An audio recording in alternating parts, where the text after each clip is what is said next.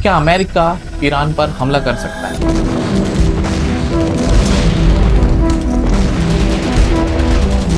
या फिर ईरान की जो मौजूदा स्थिति है, जो पॉलिटिकल अनरेस्ट, उसकी वजह अमेरिका है? या फिर अमेरिका और इजराइल मिलकर ईरान के खिलाफ कोई साजिश कर रहे हैं? नमस्कार दोस्तों, आज की वीडियो में हम लोग ईरान की मौजूदा स्थिति को समझेंगे और इसके फ्यूचर एस्पेक्ट क्या हो सकते हैं उसके बारे में भी बात करेंगे। तो सबसे पहले ईरान की ज्योग्राफिकल लोकेशन को समझते हैं दोस्तों। ईरान मिडिल ईस्ट का एक देश है, मध्य पूर्व जिसे बोलते हैं हिंदी में। तो मध्य पूर्व का एक देश है जिसकी राजधानी तेहरान है।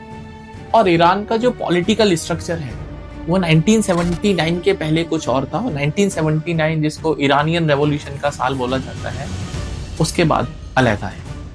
तो 1979 से पहले राजशाही होती थी ईरान में, और 1979 के बाद ईरान एक गणतंत्र देश बनता है, इस्लामिक रिपब्लिक कंट्री बनता है ईरान, जहाँ पे कुछ नियम कायदे कानून शरिया के हिसाब से भी चलते हैं।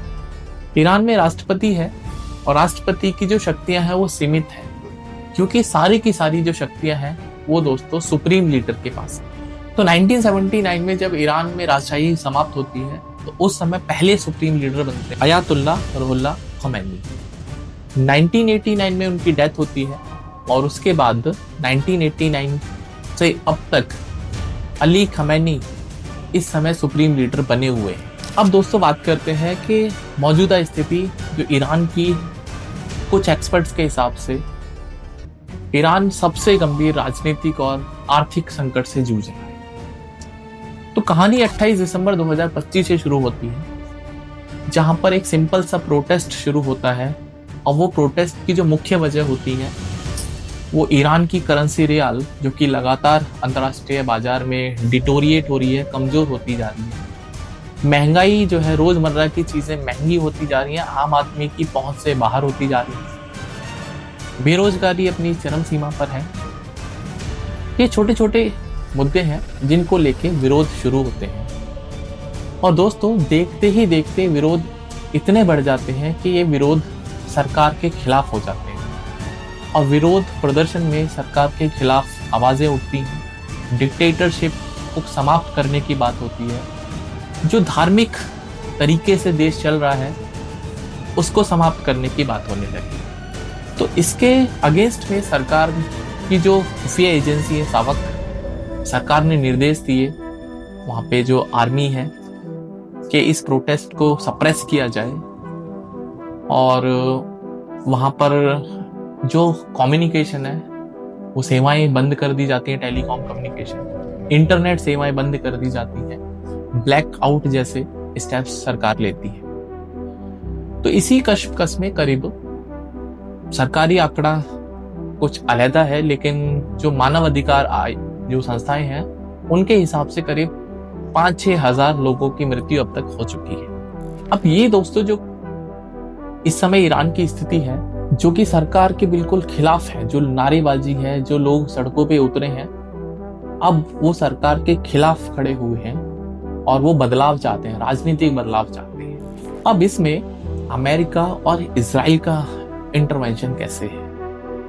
अब दोस्तों अगर मैं अमेरिका की बात करूं, अमेरिका जो प्रदर्शनकारी हैं, जो प्रोटेस्टर्स हैं, उनके फेवर में है।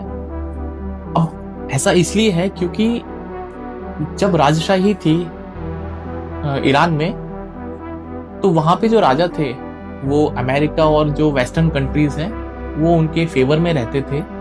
और जो स्टेप्स ईरान में उन्होंने लिए जिससे कि ईरान को एक मजबूत देश बनाया जाए, उसमें जो फायदा पहुंचा कुछ लिमिटेड लोगों तक पहुंचा। और जो ईरान के जो लोग थे उस समय भी वहां पे सामाजिक असमानता थी, महंगाई थी, बेरोजगारी थी, और तब भी ये विरोध प्रदर्शन शुरू हुए थे। उसके बाद राजशाही समाप्त हुई। तो अमेरिका हमेशा से ही इन्वॉल्व रहा है ईरान की राजनीति में, डायरेक्टली और इनडायरेक्टली। दूसरा, जो ईरान है वो न्यूक्लियर पावर कंट्री बनना चाहता है और अमेरिका इसके विरोध में है। अमेरिका बिल्कुल नहीं चाहता है कि ईरान एक न्यूक्लियर पावर देश बने। उसके पीछे की वजह एक ये भी है कि जो इजराइल है, जो कि अमेरिका का अलाय है, जब ईरान एक न्यूक्लियर पावर कंट्री बन जाएगा तो एग्जिस्टेंशियल जो थ्रेट है वो इजराइल को है कि इजराइल की जो एग्जिस्टेंस है वो खतरे में आ जाएगी, जिसकी वजह से इजराइल और अमेरिका मिलकर विरोध प्रदर्शन जो है, जो प्रोटेस्टर्स हैं उनके फेवर में है। और अमेरिका ये कह रहा है कि जो पॉलिटिकल टेंशन है वो ज्यादा लंबे समय तक किसी भी देश के लिए ठीक नहीं है, और अगर सरकार ने कुछ उचित कदम नहीं उठाए तो शायद से अमेरिका का इन्वॉल्वमेंट इसमें और बढ़ सकता है। वहीं पर ईरान के जो सुप्रीम लीडर हैं वो कहते हैं कि जो विरोध प्रदर्शन हो रहा है, इंटरनल हो रहा है, उसमें बाहरी ताकतें हैं जो कि इस विरोध प्रदर्शन को उग्र बनाने में लगे हुए हैं, सरकार के खिलाफ बनाने में लगे हुए हैं। رئیس جمهور آمریکا خوشبین تو اگه میدونه کشور خودش رو اداره کنه، تو کشور خودش حوادث گوناگونی وجود داره. तो ये इंटरनेशनल पॉलिटिक्स एक तरह से वहां पे अभी हो चुकी है। तो इसके परिणाम क्या क्या हो सकते हैं? अब इसके जो परिणाम है दोस्तों, मुझे नहीं लगता है कि हमले तक बात आएगी, लेकिन इसमें जो एक परिणाम जो ये है कि जो पॉलिटिकल चेंज की बात जो लोग कर रहे हैं, शायद से उस चेंज पे पहुंच सकते हैं, लेकिन वो भी आसान नहीं है, क्योंकि जो सुप्रीम लीडर है उसके पास असीमित शक्तियां हैं और उस शक्तियों को उखाड़ फेंकने के लिए बहुत ही ज्यादा उग्र प्रदर्शन की जरूरत है। मुझे लगता है कि सरकार, ईरान की सरकार इसको सप्रेस करने में कामयाब रहेगी और पॉलिटिकल जो अनरेस्ट है उसको नॉर्मल आने में थोड़ा समय लगेगा, बट मुझे लगता है कि ऐसा ईरान की सरकार कामयाब रहेगी इसको पॉलिटिकल अनरेस्ट को खत्म करने में।